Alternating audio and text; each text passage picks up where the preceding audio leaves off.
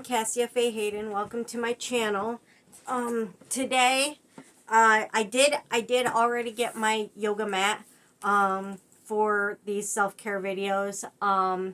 And I did order a drum to come for meditation videos and whatnot. I also have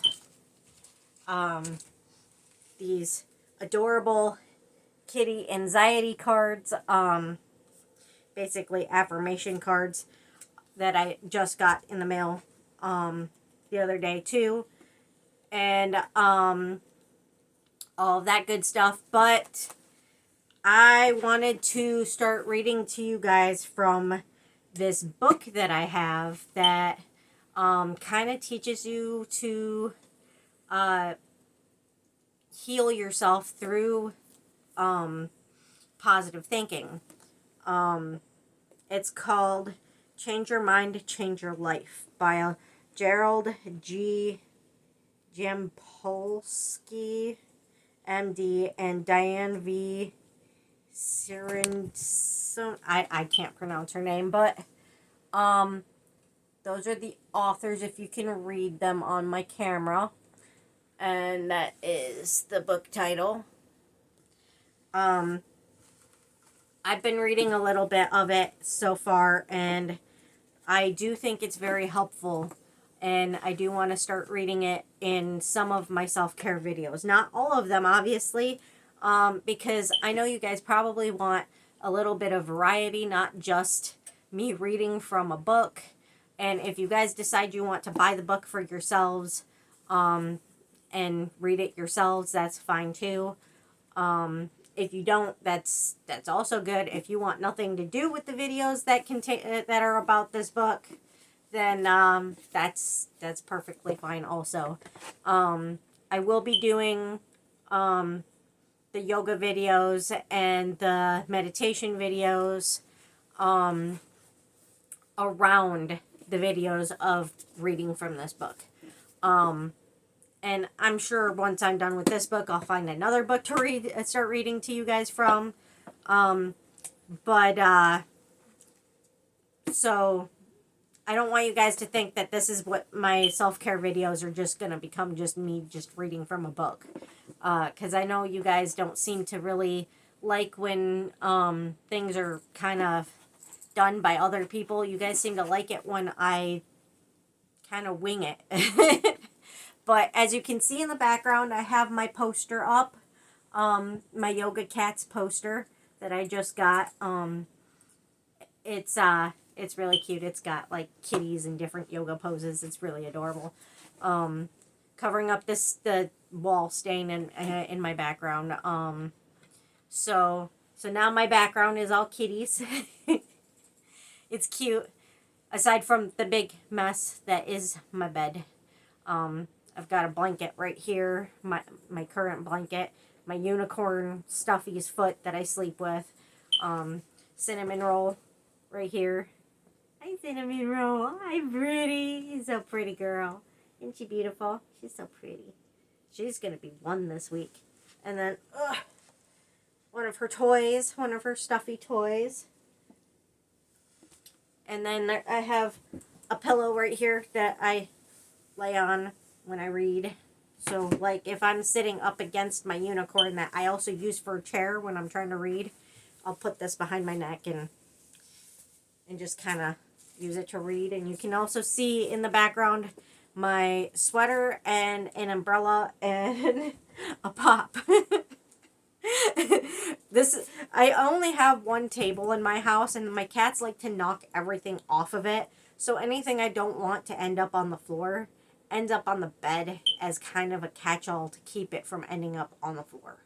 So it's the only place that I can put anything where it doesn't end up on the floor. Pretty much. So I end up having to like put everything on my bed, at the foot of my bed, and then just like hope that the cats don't climb on it to the point where it does fall down. But what can you do? I do have like, it's a futon, so there's like an armrest at the end of the bed that holds everything up. But anyway, That's not why you're here. One of these days, I'm going to have to stop, like, going on and on and on and on and on and on and on and on and on and on in my videos. About stuff that my videos are not about. But anyway, I really do like this book so far. So I'm going to start off with the preface. And then I'm going to, not next week, but one of the following weeks, I'll do chapter 1. Like I said, stupid flies. Like I said, I do want to do in between videos about this, about reading this book, the videos of me doing yoga with you guys, and keep in mind, I am a cripple. My knee, the cartilage in my knee is disintegrating. So me doing yoga, if I slip here and there, it's more than likely because my knee is giving out. And the point of me doing the yoga is try to make my body, healthier physically and better and last longer, so I don't end up in a wheelchair from my disintegrating knee and my tendinitis hand that also has carpal tunnel. Both my wrists have carpal tunnel, but carpal tunnel and tendinitis is not a fun mix. But anyway, so I will get to the next chapter in a few more weeks, and just kind of rotate between types of self-care videos so you guys don't get bored. And so I don't get bored, because I get bored easily if I'm doing the same thing over and over and over and over and over and over and over again. So anyway, and also I want you guys, when I read this, I want you guys to keep in mind that as much as I very much do agree with the whole concept and the whole premise of positive thinking and positive thinking to better and change your life, at the same time, I do want you guys to understand that it is important, it is very important to keep an eye and an awareness of your surroundings. Because as a tiny 4'10", 102-pound crippled woman who is the perfect easy target and has been stalked and raped and sexually harassed on so many occasions I have lost count. Like every time I go to town by myself, every single time I leave my house by myself, this happens to me. One of these things, whether it's stalking or sexual harassment or someone trying to do something to me. There is someone who walks by my house every day who has been trying to pick the lock on my door to try to rape me. Yep, we've caught him on a few occasions. We've caught him walking by, staring at my house all weird. I've woken up in the middle of the night hearing him trying to pick my lock. I've caught him on my porch when I was coming home from places, obviously trying to pick my lock. I've caught him on my porch coming out my door to figure out why I could hear things going on my porch and with my door handle.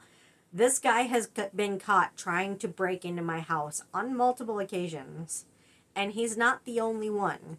So, and I've been followed home from the soup kitchen and whatnot. So I want you guys to understand, I've not to mention, I've been raped so many times it's not even funny. It's actually why I carry. I have tried every form of self-defense that there is, and the only thing that has worked for me, because if you use pepper spray or a taser, all it does is piss them off and make the rape more violent. They do more damage to you because you piss them off and hurt them. So there's that. If you use any other form of self-defense, they take it away and use it on you. So I have a scar on my waist. You can't see it in the video because I'm sitting down. I don't know if it's still there or not, but somewhere there was a scar that went down my waist of it appears that it's gone now. It seems to have healed. But there was a scar that went down my waist from an attacker who broke into my house. He had been invited to my house earlier that night by a neighbor of mine. Who the neighbor was invited, but he was not. The neighbor brought him with him. So the neighbor was invited to my house to hang out and just talk and spend time. And this guy showed up with my neighbor and was also hanging out and had kept getting very handsy with me. And so he was told to leave. The neighbor told him to leave. And because he wouldn't leave, the neighbor left with him to make sure that he left. Well, later on that night, he had broken into my apartment. Not this apartment. This was a while ago. This was before I met Sam. And he had climbed into my bed while I was passed out, like really passed out. It had been a couple weeks since I had actually had any proper sleep. So I was kind of dead to the world. And he had raped me, and when I woke up, I was like, my clothes were like ripped off of me, and I woke up half naked, and this guy's just laying in my bed next to me like nothing happened, like he's just supposed to be there. So I start freaking out. Thankfully, because of all the times that I have been through this, I had knives hidden all over my house. So I roll out of bed, half naked, just reacting, and I grabbed the knife that I knew was nearest to me. I mean, it was hidden, but it was nearest to me. I grabbed the knife and I started screaming, "Get out of my house! Get out of my house! Get out of my house!" Loud enough to where all the neighbors in the apartment complex all came out their doors, saw him leave, taking off, and then the police came and actually tried to tell me that because I slept through it, even though I was covered head to toe in bruises, and clearly was not pleased to find some creeper in my bed. And the door was broken, and my clothes ripped off. Clearly I had been attacked. Clearly this wasn't a, hey, I decided to sleep with you and then changed my mind and decided to blame you of something later kind of thing. Clearly I had been attacked. So the police thought that because even though it was very obvious that something had happened to me, they decided because I slept through it, because I hadn't slept in weeks, that I had to have been consensual, and then decided later to just claim rape. Yeah, there was so much evidence that this guy could have gone away for the rest of his life, and because they decided that they didn't want to believe me, they threw away the rape kit, so the prosecutor threw away the case, and he got away with it. And there was so much evidence in the DNA kit alone, not even the fact that people saw him running and fleeing from the scene. There was the guy who was at my apartment who saw me tell him to leave and not come back, who had to forcefully remove him from my house himself after bringing him there without my consent. There was so much evidence, like, beyond just the rape kit, that there's no way he should have gotten away with it. But they decided they didn't believe me, so they let him get away with it. So there's that. And so I've had problems with being attacked and people trying to attack me and people trying to stalk me and sexually harass me my whole life.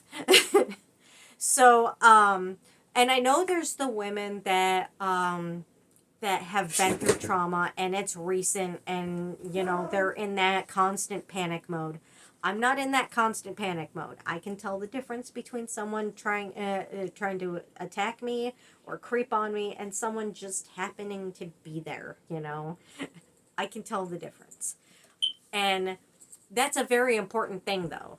It's important not just to be able to tell the difference between someone trying to creep on you and someone someone just happening to be there, and someone and knowing to be able to watch out for those things. No matter how much positive thinking you have, you still need to be vigilant of the things going on around you to keep yourself safe.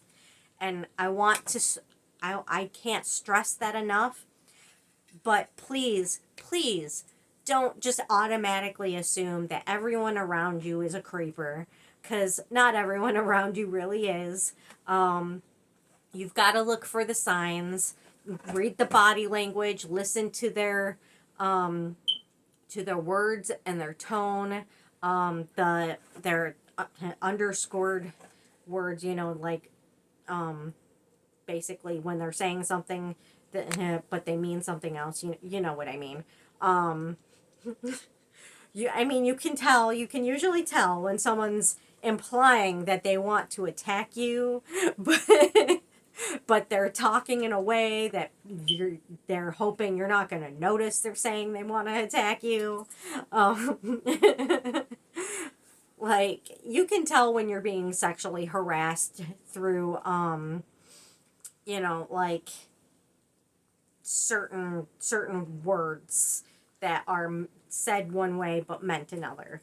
But you got to be able to tell the difference, and you've got to be able to be vigilant enough to take care of and protect yourself without feeling you're always unsafe and always going to be attacked.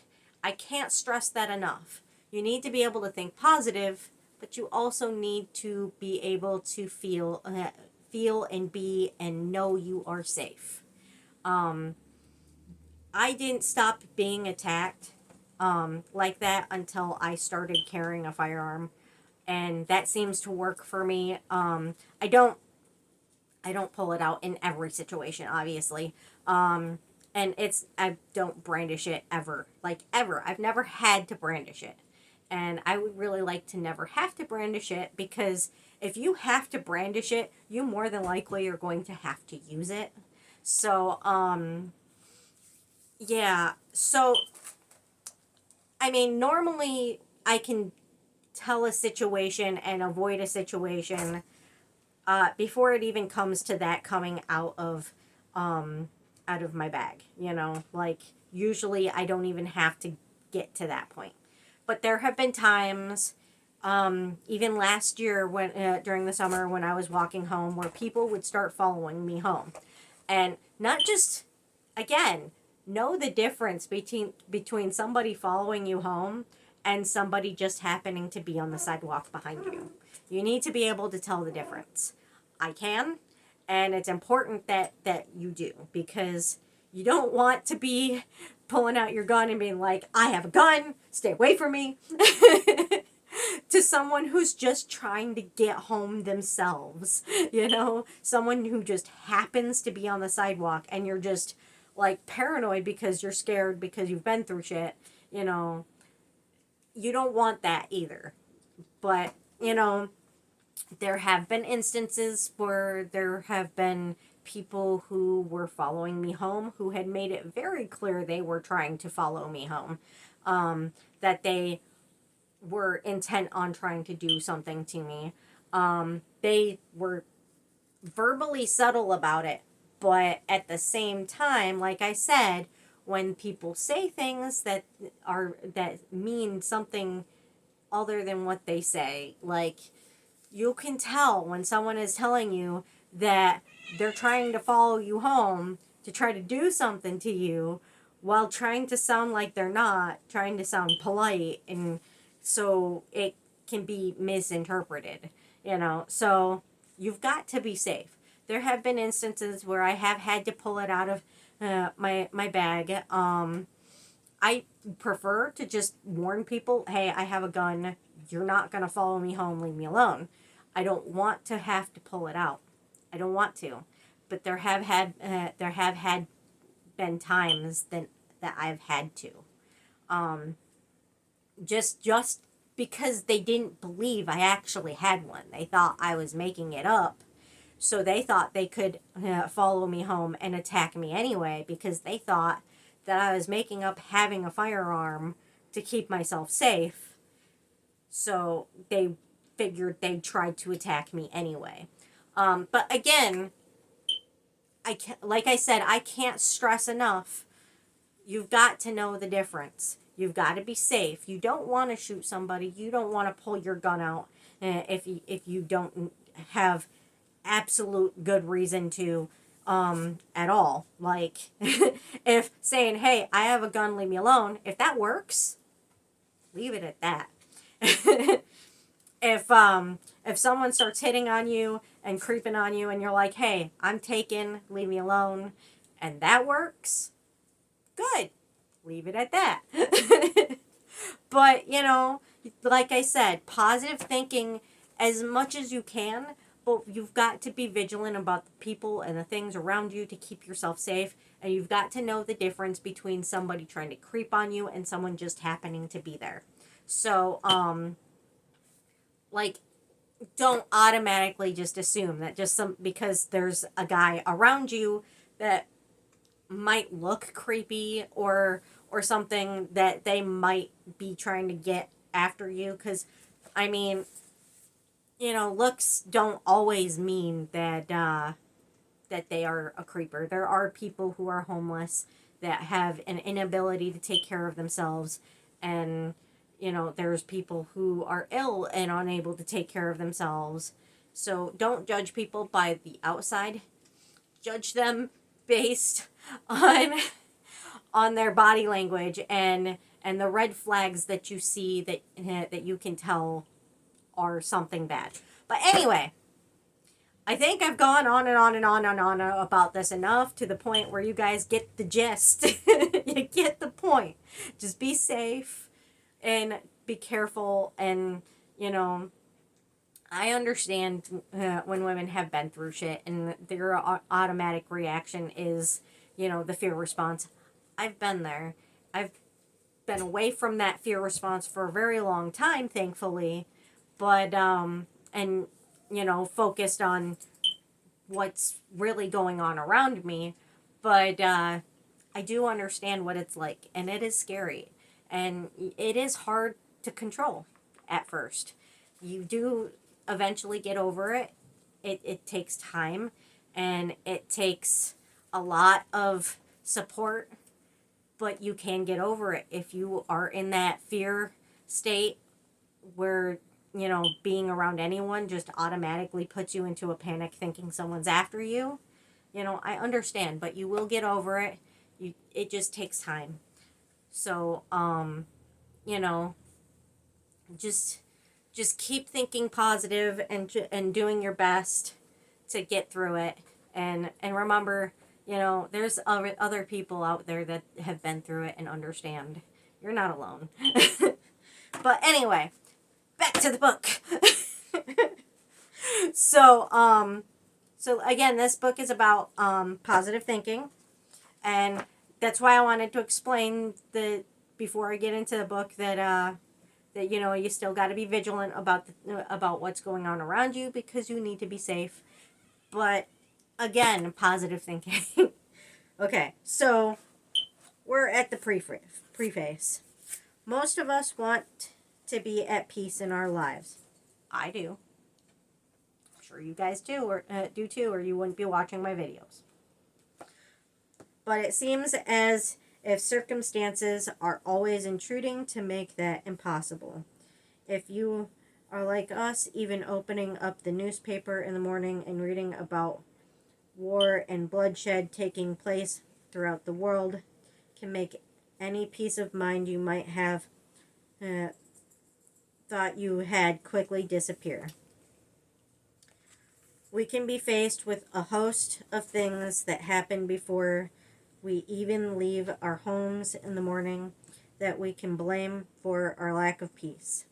We can have a disagreement with our partner over how to handle a problem that has come up with one of our children, and this can leave us feeling angry and out of sorts. Or maybe we discover that someone in our household failed to give us an important telephone message, and we feel that they are to blame for the upset we are feeling. Or car won't start because the battery is dead, and this can cause our whole day to be ruined. Or our neighbor calls to say he is going to sue us because our tree has caused damage to his roof. We open up an envelope to find a bill from the doctor that we think is outrageously high and unjustified. I have been there. We feel ripped off, and when we feel this way, it is easy for us to believe that there's a real enemy out there and that we are victims. It is difficult indeed to believe that we could possibly have a choice about the ideas and feelings we hold in our minds. See, this is a very good example. Like, all of these things are normal everyday things that we just deal with every day that are frustrating, really frustrating, but in the end, nobody in the situation is really out to get you. It's just bad day. And we got to do our best when we have those bad days to try to think positive, What can you do? just gotta do our best to think positive. And back to the book. We get to the office and find out that the computer program we just purchased isn't doing the job we were promised it would. Our boss calls us into her office and bawls us out because we didn't stick to our budget. Or maybe our family physician calls to advise us that our elderly mother needs to be placed in a rest home where her medication can be supervised, yet we know how much she wants to stay in her own home. Behave, you guys. I know you guys are excited. Cats. Or you are an older person and have and you feel rejected and alone because your children never seem to phone or visit you.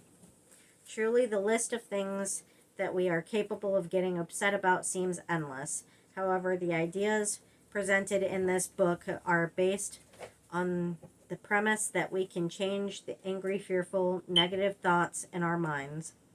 We need not be victims of events occurring in the world around us. Each instant provides us with a new opportunity to re-examine our lives and to choose once again what it is we want to experience: love or fear, peace or conflict.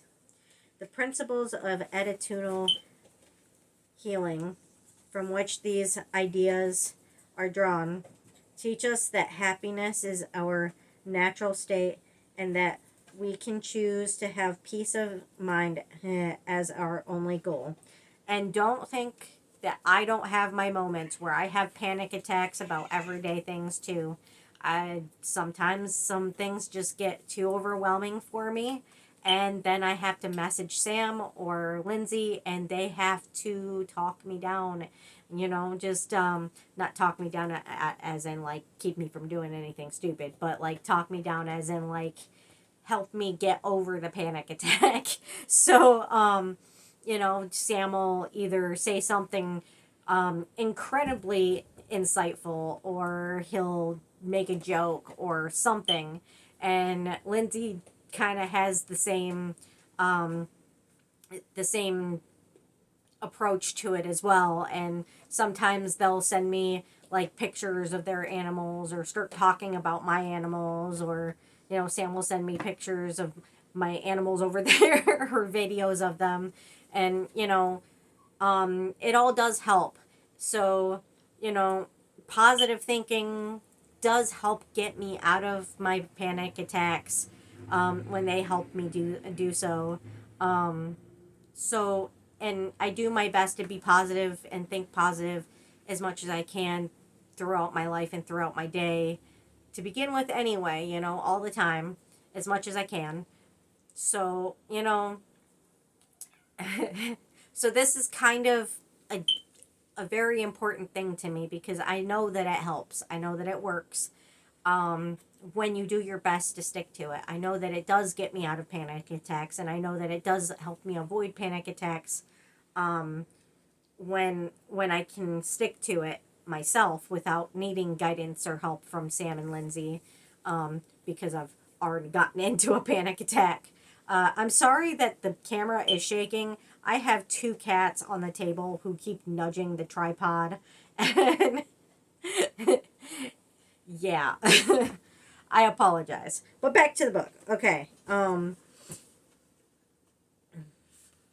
change our lives, we need only change our minds. Instead of holding on to grievances, blaming others, or condemning ourselves, we can choose to have a willingness to forgive, to let go of all the such thoughts. Through that willingness to forgive, we take an important step toward correcting our misperceptions and removing the obstacles to our experience of happiness and peace. Of course, in nearly everything we do, at home, work, or school, while sitting in the doctor's office, at the shopping mall, or perhaps while trying to get information at a government office, we are involved in relationships with other people, and in each of these activities there is always the potential for conflict, anger, and resentment. I know, Callie. Callie's trying to help. She's trying to help. Sweet girlie. I love you too. Without thinking about it, we often set up rules for communication with our loved ones that are entirely different from the rules we follow with the people outside our immediate families. For good reason, though. I mean, I don't think I would invite a complete stranger that I don't know into my house to just roam through my kitchen and eat what they want when I can't barely even afford food. And just go through my crap and touch everything and get into my underwear drawer and whatnot. These are things that I would allow Sam to do, and only Sam. I don't think he would roam through my underwear drawer.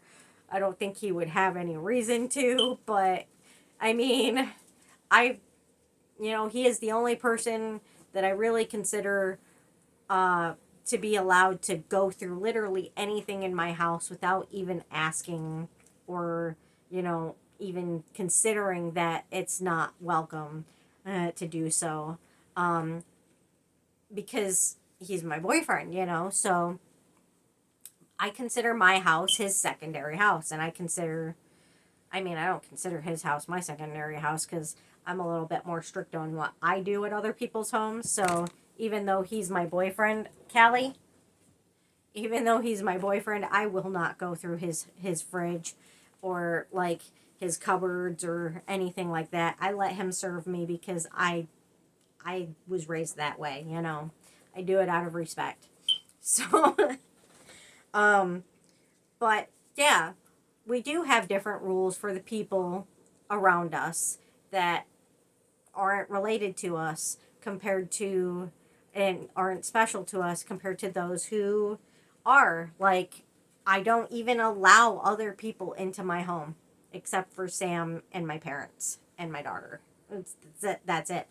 They're the only people that are allowed to come in my house. I don't like other people in my house. I don't feel safe with other people in my house. It's my safe space. I mentally need other people to not be in it. So, you know, that's why most people would be like, hey, I have company, come on in. Well, I'm not one of those people. I feel, because of the issues I deal with, the sensory issues I deal with between the ADHD and the PTSD, when people other than Sam, hell, even my parents give me issues with this. But when I know they don't mean to, but they do. But when people other than Sam come into my house, it makes me feel violated. Like someone has intruded on my most deepest, most private, personal space. Like as if someone is going through the cupboards in your bathroom, or going through your closet, or like looking around in your drawers and by your nightstand. Like, that's how it feels when someone just comes in my house, when I have someone come in my house and just be in my house, even if they're just in my kitchen or in my living room. If they're nowhere else but those two rooms, I still feel as violated as I would if someone were to be digging through my personal belongings, like in my bedroom. But that's just me. That's a trigger for me. I mean, most people don't have issues like that, but I do.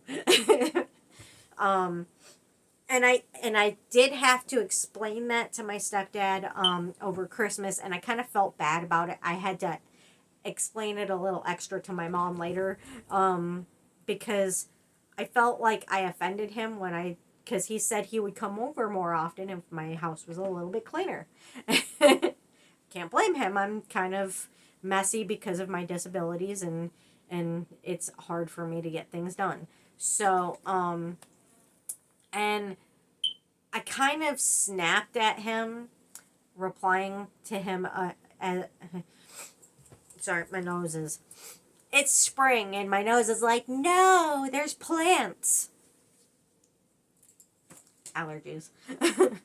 But, so I had to try to explain to him, and I kind of snapped at him when I did, and I felt bad about it, that I don't want people in my house. I don't feel comfortable or safe with people in my house. And I kind of left it at that, and then I felt bad about it later, because I think he thought that I was basically saying I didn't want him in my house, and that's not what I meant. I meant that the only person I feel safe having in my house, that I feel comfortable having in my house without feeling like having a panic attack about it later after they leave my house, or having a panic attack while they're there that they can't even tell I'm having, because I'm desperately trying to hide the fact that I'm having the panic attack while they're in my house. Plastering a big smile on my face and acting all manic and all like, yeah, I'm so happy to see you too. And I'm just incredibly uncomfortable having anyone in my house other than Sam. He's the only person that comes in my house and actually makes me feel more at ease instead of more panicked and uncomfortable and like I'm being judged. So, yeah, I have my issues with that, and we all have our boundaries with people, you know, between like a difference between those we want in our lives constantly and those that are just, you know, acquaintances. You know, we are always going to have those different boundaries, and those boundaries are important for a reason. But back to the book. I am going to do this because I feel that explaining my side of these things kind of is helpful too. Anyway.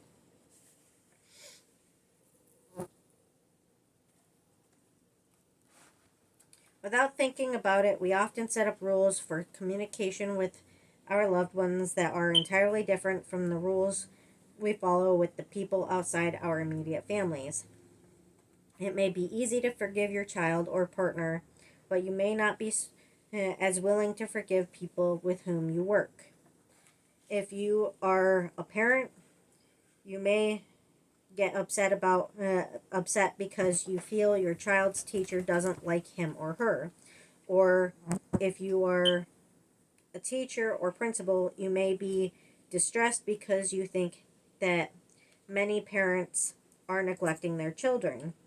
Whether you are a physician, dentist, lawyer, or other professional offering your services, or a person who is the recipient of them, there is always a temptation to blame the other person for causing you to feel pressured and upset, as if that person had the power to take away your peace of mind.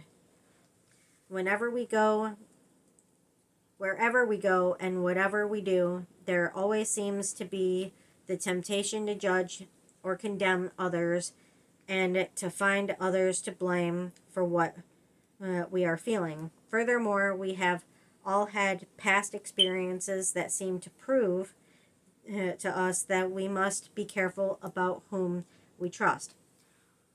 Again, like I pointed out before I started reading, I have reasons, very good reasons, to feel that we need to protect ourselves and be able to be vigilant of what is going on around us. Now, again, there's a difference between, everyday things that are just irritating and frustrating that just kind of push our buttons and make us, think negatively, and we end up thinking it's a lot bigger than it actually is. But there is a difference between that and the kind of things that I have been through that I know other people have been through. There are people out there who are trying to attack you. There are rapists, there are stalkers, there are child molesters, there are thieves, there are abusers who are physical abusers or mental abusers. There are people out there who really are out to get you. And you need to be vigilant of that and be careful and safe.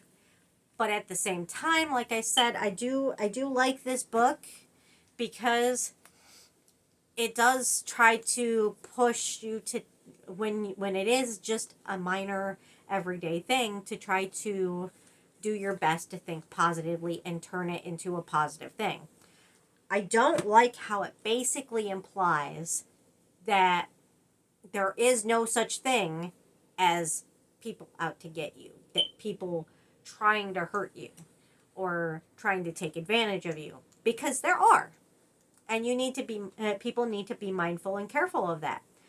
But again, you got to be able to tell the difference between something like that going on or you just having a bad situation and a bad day, and it just being irritating and frustrating and annoying, and something that if you think positively you can just get over a lot easier. But that's the point of this book to me, is to help you guys learn to do positive thinking when those situations are not dire situations that we need to watch out for, but more, just frustrating, irritating situations. But anyway, prove to us that we must be careful about whom we trust. We find ourselves filled with doubts and fearful that others will take advantage of us. Well, sometimes that happens. A different path. Is there another way of looking at the world? Are there other ways for communicating with each other? Is it possible to change the belief that to survive in the world and not be a victim, we must constantly be ready to defend and attack? I believe that if there is nothing going on dangerous around you, There's no one like that trying to mess with you. And it is just one of those normal days. We can convince ourselves to think more positively. We can do it. You know, we can give ourselves a better day and better lives and, you know, peace if we think positively on the days that we don't have some weirdo trying to creep on us or mess with us or screw with us. You know, positive thinking is important. Can we be clearer about the purpose of life and the purpose of our relationships? Is it possible to heal our attitudes about ourselves and each other? Can we learn to live with integrity and honesty without self-deception of any kind? I think we can. Is it possible to live our lives with the same concern for others as we have for ourselves? I do. And to be focused on giving rather than on getting. Is it really possible to live in a way that we no longer blame others or condemn ourselves for the things that seem to go wrong and cause us to lose our peace of mind? I think that is all very, very possible. All very possible things. Can we learn to no longer be afraid of love and to learn how to forgive ourselves and each other? I'm already there. I love Sam very, very much. And I love you, Cinnamon Roll. I love you, Cinnamon Roll. I love you. I love you. You're so pretty and so sweet. Yes, you are. Okay. Is it really possible to let go of our fear of death and the belief that death is the end of life? Do not climb on my book tray. Simba, you can't climb on my book tray. Do you want to come over here? You can come over here, but you can't climb on my book tray, buddy. Okay?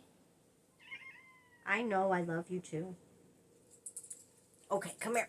Oh, there you go. You are heavy, dude. He's a big boy. That's my Simba. He's a big boy. He's a good boy. Can we learn to be more gentle, tender, and kind to each other and ourselves? I think we can. Can we let go of all fear and give unconditional love to all others without exception? That's a lot to ask. That one. That one is a lot to ask. Is it possible to enjoy peace of mind even though we believe that life has been unkind and that there are many people who have hurt us? Yes, I think we can find peace of mind despite the fact that people have hurt us. Because, you know, as much as people have hurt me in the past, that's the past. And, you know, I want my future. And I want my future to be peaceful.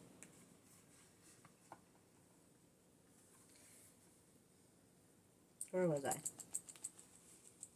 Can we feel peaceful inside no matter what is happening in the outside world? I can. In this book, we answer all these questions with an unqualified and enthusiastic yes. Together, we will be exploring how the principles of attitudinal healing can bring us peace of mind in every aspect of our lives. We will be looking at attitudes and concerns that come up in parenting, education, healing, aging, business, law, and much more. Please be careful, buddy. Please be careful. Oh, there you go. We will be... Stop it. I need to read this. We will be talking about everyday problems that all of us experience. We will discuss how attitudes can be healed, whether you are acting as the provider or receiving of a service, a customer in a store or a salesperson, the manager of a large company or an employee. We will be looking at both sides of every situation with an emphasis on what we can do to feel at peace with one another rather than alienated.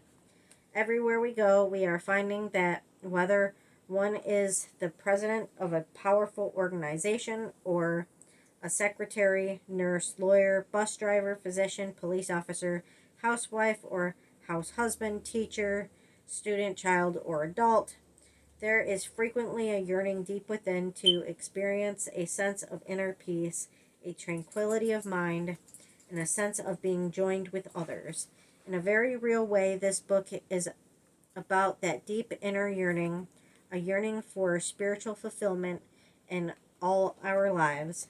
It is about honoring our humanness and the indomitable spirit of love that lives inside us all. This is a book about the practicality of love and forgiveness, two of the most powerful forces in our lives.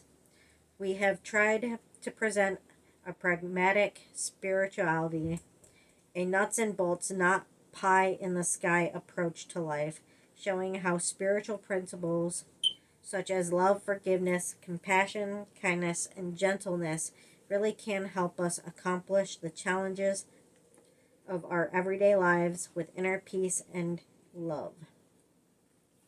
The principles we have described here are about seeing every encounter, even those that seem filled with great conflict, in another way, a way that brings peace of mind and a sense of joining, rather than fear and a sense of separation.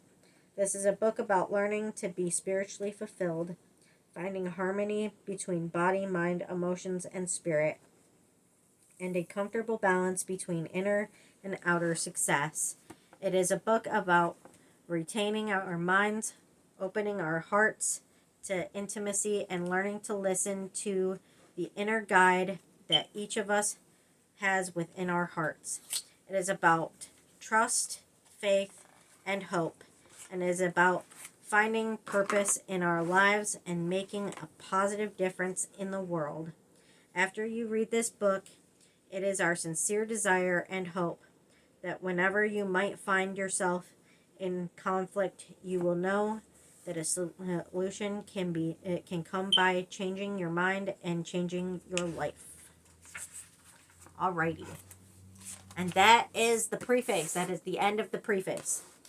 Now, before I let you guys go, I want to show you guys these cards.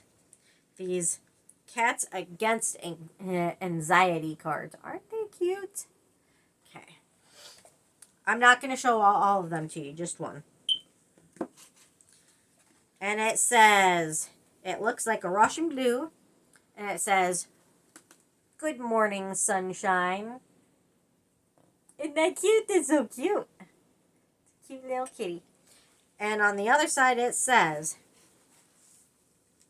"3 good things. Reflect on your day so far. Identify 3 good moments and write them down. Relive them by remembering them in detail." If you guys can read that. I hope you can. I don't know if you can. Okay, that is our card for today, for the week. So, I hope you like these cards so far. I like these cards so far. So, we are going to put that at the back of the deck, because we already used that one. Maybe I should turn them the other way when I've already used them. That's a good idea. There's an idea right there. Turn it the other way when I have used them. There's a plan. And then when I've gone through the whole deck, I'm going to shuffle them and then go through them again. That's going to be a while. There's a lot of cards here. So I hope you guys liked the video, and I hope you guys liked the book so far. And you know, what it has to say, how I feel about it, and how you know, what I had to say. Hopefully I have been, between me and the book today, hopefully we have been helpful to you in helping better care for yourself mentally and emotionally and physically. Be safe, please. And think positively as much as you can. And like I said, I hope you liked the video. Please like, share, and subscribe. And please have a beautiful day. Thank you. Bye-bye.